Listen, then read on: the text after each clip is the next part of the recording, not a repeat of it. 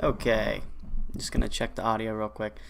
Sorry about that, guys. We're having some weird difficulties with the academy right now. I was trying to post a link for everybody, but I had to do a little reset on my account there. But it should be all good now. If you guys are tuning in live, welcome in. We're in episode 8. It is. If you are watching back on our YouTube channel, thank you so much for watching our content. In the past episodes, I was explaining to you guys how we're focusing a lot on growing organically to reach a wider audience and share a lot of value through just being able to create our recurring content for you guys to just help with your business needs, or maybe it's something having to do with, again, like I always say in every episode, a question, something that you felt like you did awesome and you want to share, all that good stuff. Feel free to do so in the forum section of our Social Owl Academy. There's going to be some drip content rolling out soon. I want to say next week, but I just wanted to make sure everybody was up to speed with what we've been currently working on.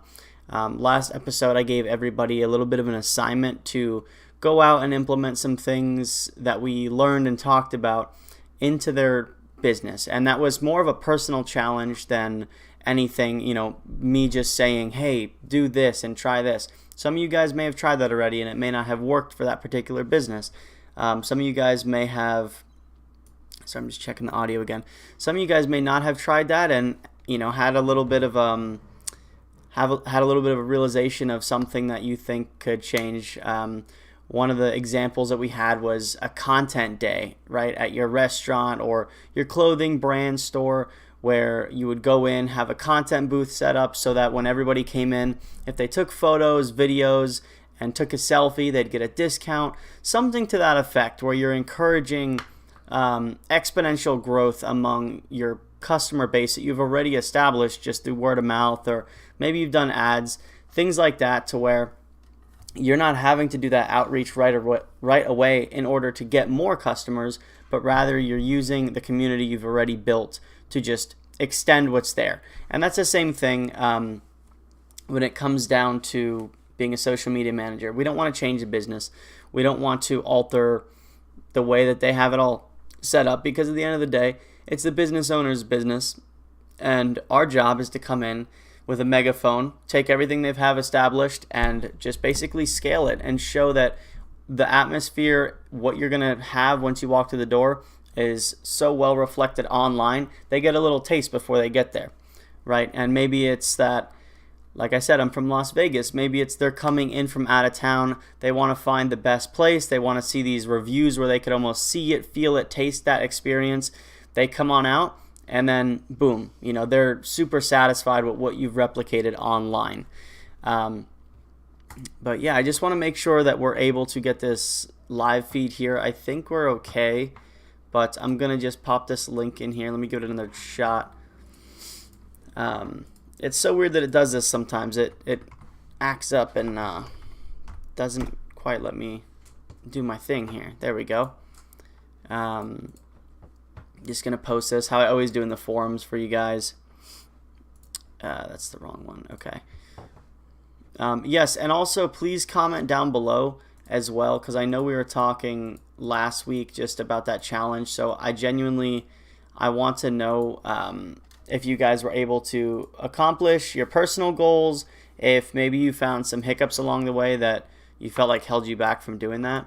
The goal is to incorporate as many quote-unquote challenges that we all face together and face it as a community and figure out some solutions that maybe not just help you, but help your peers and help other people in the industry, so that we could all become really successful together using the Social Owl software, which is your one-stop shop for all this stuff, right? It's a software, but it's also an awesome support system with the amount of customer support we have in the forums. We have the live support. We have different tools like this for you guys, even these videos, different tools for you guys to be able to find many angles to get to your main goal, right? Because there's so many different things when you do A/B ad targeting, when you do ad campaigns, when you do affiliate campaign marketing, any of the above. There's so many ways to get to one specific goal, but each way is going to have its challenges, and it's also going to have its pros. So we need to just figure out for you what's best. And since I can't just cover, and maybe we can do an episode where I cover just specifically restaurants, and then I just specifically do brands, I just specifically do the service industry, with, I don't know, contracting, cars, anything that's a service, we could cover that. So you guys let me know. Really, this thing is going to be expansive, and we could go any direction that you guys need. This is all for you, and we want to make sure that we can could get across the point where it's not like you're just being fed a blank, stale slate that you have to go through, read, memorize a script. We don't want to do that. We want to stray away from it, because in the year that we're in now, social media is so fast paced in a good way, and it's very moldable to whatever you need it to do for you. Let's see here. I'm trying to log in again. It's just giving me trouble.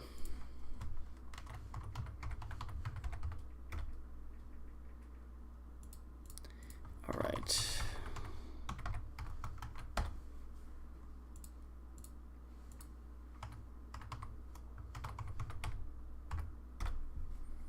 All right, let's do this.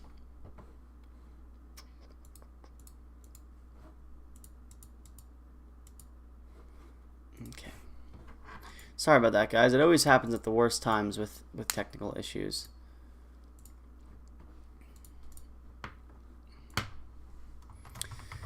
And the funny thing is, I was literally in the middle of launching this. I was in my account, and then it does this to me. Cool. There we go. So I'm going to send out the ping, and I apologize for that. That was so strange. But now you guys as well. I do this because some people still struggle getting to the actual forums bit, and getting to the actual social Supercast bit. But if you are on the dashboard, just look at the very top where it has a little ribbon, the blue ribbon at the top, and you should be able to find the social Supercast link there, and just sign up for these courses. Sign up for Jim's sales webinars that he does. Super great techniques in there that he's explaining. He started off with the elevator pitch and is kind of going on a little bit of a lesson there. So just such value. And let's go ahead and post this here. Thank you guys for your patience. Okay.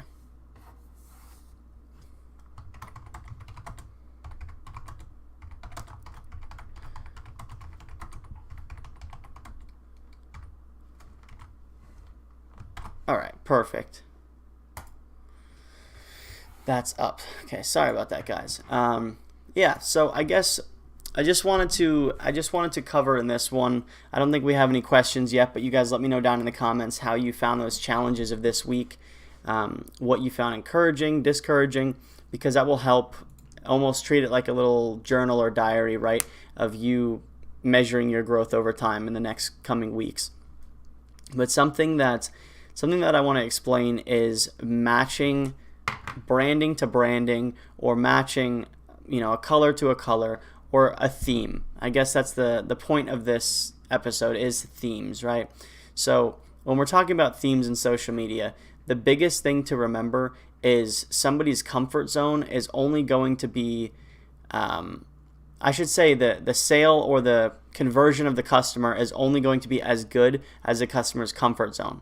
So if a customer's comfort zone is at 100% on Twitter or on Instagram or on Facebook, what they're used to, they browse every day on there, they're used to digesting content in this way, and ultimately your goal is to bring a conversion to a customer's website. Well, that person is going to lose comfort along the way naturally. We all do, because we're like, is this website safe? We've heard that there's scams. We heard that there's this. Are they trying to sell me something? Are they trying to get this out of me? Do they want to take my time for a survey? Whatever it may be, it doesn't really matter. But the point is, already there's some high alert awareness happening in that customer's brain. Maybe it's the fact that, again, it depends on the business, because if it's a restaurant, the obvious goal is to get the customer to eat at the restaurant, right? But if you are having this conversion and you're in the middle piece of it, and you're thinking, okay, cool, I want to translate everything we've been posting right onto our website. That's why it's great to do content feeds. It's great to include some of your best. I would use a little portfolio of some of the best performing videos or posts or highest engagement clicks that you've had on your client's page, and use that to re-engage people on top of their website. So say I'm having, I have a car shop or whatever, and a body shop. And in that body shop, we had a few videos on TikTok, a few videos on Instagram, Facebook, wherever, that did exceptionally well for my page. Normally I get 10 to 15 views. This one happened to get 500, and people in my area started to pay attention and really understand, like, okay, cool, this place is here because I saw this video. And that could just be, as we discussed, a helpful tip. Something that is like, hey, save on your oil change, understand what your car needs versus what they try to sell you. And we talked about this already. You guys can go back and watch the videos where we talked about building trust and giving out a little bit of free information to establish that relationship early on with your content. But in turn of doing that, right, we're talking about the results now. So taking the results from all of this and implementing that as a portfolio and as a front cover for people to see on your website or on your order page, that's important. So you take your content, you move it over, and the content is already trusted by your customer. Now it's on your website where it's also trusted by the customer, because it's a comfort zone. So their comfort zone for you to then pitch something or give them a new idea of why your service is the best is a lot better of an idea to them than if there's just nothing. If I go straight from Twitter, and Twitter's my main page with just the blue color scheme and everything looks a certain way, and then I drag them over to my my client's website, and the website is bright yellow and brown and doesn't look anything like where they just came from. I have these random pop-ups going on, tell them to put their email in, all this stuff. I know for me, I would click off, right? I'm not gonna stay on this website. It looks, it looks scammy. It looks sketch. It doesn't look like it all adds up. It doesn't look like the person that is being represented on Instagram or Twitter. So immediately it loses a bit of my trust. We don't want to do that. Make sure you stick with your theme wherever your powerhouse social media platform is. If it's Facebook, copy Facebook's theme. If it's Instagram, copy that theme. If it's TikTok, copy that theme. And make everything look uniform to help yourself and help your customer feel comfortable in that exchange of value. Okay? And then asking for a customer email is night and day, so much easier. Because then you could say, hey, a little pop-up, hey, you love our content on TikTok. You love our content on Twitter. Why not just be the first one to know whenever we post something? You're already following us. Feel free to drop your email in the link below, or drop your email in the little form area and receive 15% off this next order. That's important to do because, one, you could build your audience base and you build a lot of retention within your community. So I would suggest, again, the theme, and then also find a way to have an immediate conversion of customers anywhere off of your social media. Even throw a link in the bio for your clients to build some sort of email list.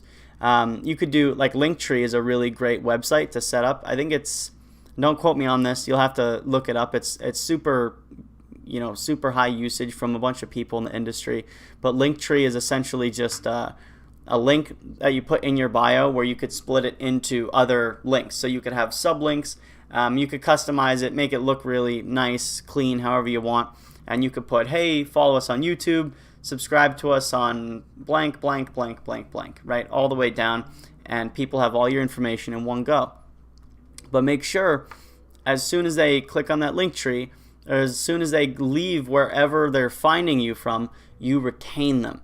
Be sure the posts say, hey, follow us for more. It sounds obvious, right? It sounds like plain as day, like, oh, well, if they liked the content, they would follow. But I know me, like, if I'm scrolling sometimes, I'll think, oh, that was a funny video, or that video was really informative. I learned a lot. But I don't follow, I just scroll to the next one. Because this is how it's kind of engineered now, to where it's a lot less, I guess, retention, you could say, of just us as consumers, right? We want short, punchy, sweet, to the point. If not, we swipe. And that's just rinse and repeat how these things go with social media nowadays. So you throw the punch. Again, I talked about this in the last few episodes. You throw the punch video. I call that the big hitter video. And then I call the other ones just the middle bits, or you could have your filler videos where you have these videos in between to still provide value. But as soon as you get that big hitter video, it goes up, and then you see all your fillers start to go up as well. Now your average engagement is all moving upward on an upward trend from that one big hitter. And that's kind of the trend we see a lot with social media, with big influencers or really successful brands that do amazing marketing. They have that one video that pops off, and it takes just one, and now all of a sudden everybody is interested in their content because everybody's just sitting on their phone digesting this stuff. So they go back, you know what I mean? They see, okay, cool, I love that video. Let's see more. I did it the other day. This guy he makes hand soap, right? He makes hand soap. That's his company. That's his life. His life goal right now is to just boost his company about hand soap on social media. This dude in 1 month got 1.5 million followers on TikTok.